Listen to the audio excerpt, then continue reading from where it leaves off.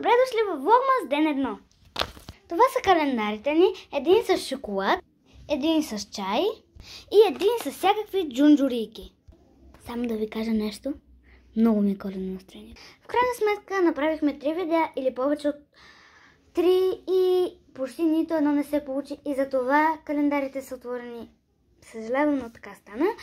Но за това ще ви покажем горе-долу какво получихме от календарчетата. От този календар ден 1 беше, само да ви кажа, че пак се извинявам, но просто така се получи, да знаете, може да ви е малко скучно, но не мисля така, защото все пак ще ми интересува. От първо джобче, което беше тук, получихме ето тези две химикалки. Едното беше жълто, другото кафяво. На мен лично доста ми харесаха. Те са с блясък и това от първо джобче на този календар.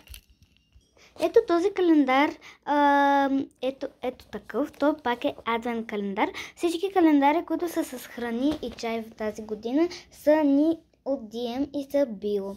Така, този е адвент календар. Отваряме и вижте какво се показва.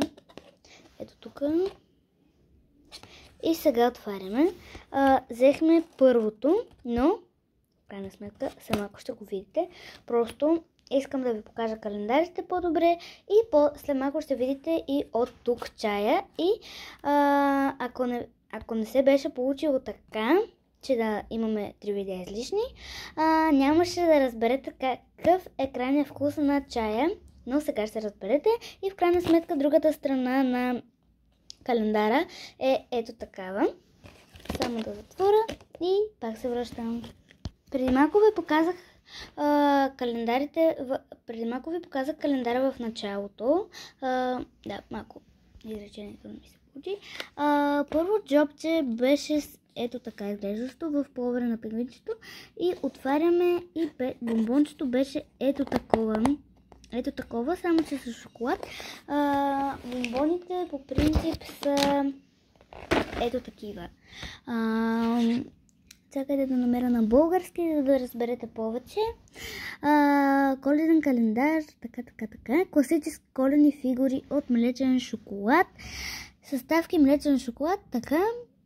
И може да съдържа следи от плодове. Те разбрахте. Горе-долу така изглеждат, но всъщност, както ви казахме, разбрах, че на всяко джобче има картинка и картинката и бомбончето имитира картинката. Ето така, ако искате да го разгледате, вие сигурно го видяхте добре.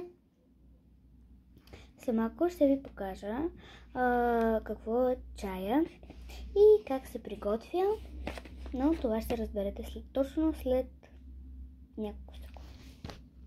Само да ви кажа, че имаме по 2 календара, просто сега само по един днес показах. Утре пак ще има Vlogmas, то се казва Vlogmas. Но, да. Вие го знаете със сигурност. Само забравих, понеже за кучето ни има 2 джобчета, мисля, че. Едното сега ще ви го покажа. Преди малко беше затворено с ето такава хартия. Подобна. Само, че ние го отворихме, както знаете, както вече разбрахте, имаме 3 излишни видеа и това е 4-то. И точно поради тази причина се получи така, че да не разберете повечето неща как изглеждат, но няма какво да направя.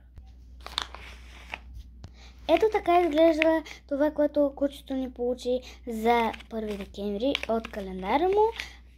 И това са допълваща храна за пораснали кучета, бачета с пилешко, 60 грама, препоръчани за хранене и да го даваме като лакмусва между храненията и да се съобразяваме с дневната дажба основна храна.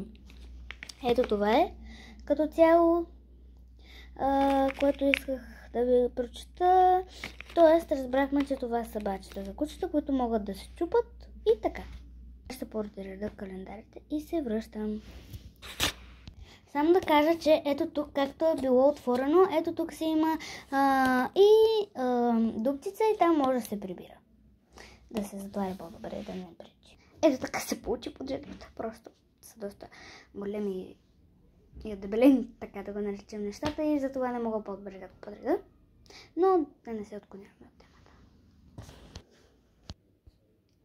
Ето го и чая. Излиза доста пар от него. След малко ще го опитаме. Само да подчертая, че е в колена чаша. Чай е много вкусен. Много ми хареса. Жалко, че повече няма как да се взема от никъде. Но този ден Vlogmas трябва да приключи, защото трябва да си пия чая. До утре. Утре сигурно ще има Vlogmas пак. Чао!